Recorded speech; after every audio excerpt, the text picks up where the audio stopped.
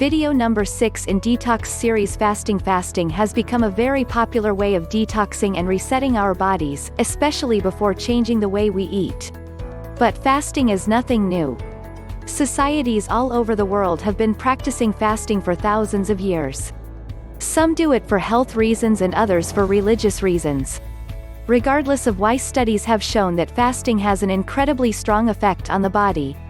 Not all detoxes include food. Some include a mixture of fasting and clean eating. And others base the detox process solely on water intake.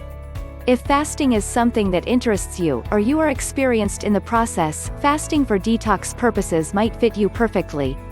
Here are the 3 main types of fasting. The water fast. A water fast is exactly what it sounds like. It is where you only consume water for a specific period of time. For the inexperienced, it is recommended you start with a 24-hour fast and work up from there. Dry fast. The dry fast is where you don't consume anything, not even water, for a specific period. First-timers should not do this type of fast for more than 24 hours at a time. Always make sure you are highly hydrated before starting the fast. Intermittent fasting. The intermittent fast has been studied a lot in recent years. It has shown to significantly help reduce body fat and increase muscle mass. This fast is done by choosing a specific period every day that you are allowed to have food. The rest of the day, you do not eat.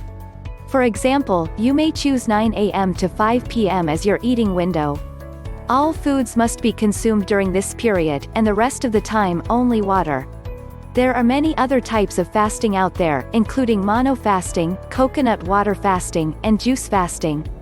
Make sure to research the different kinds of fasts, and follow up with your doctor.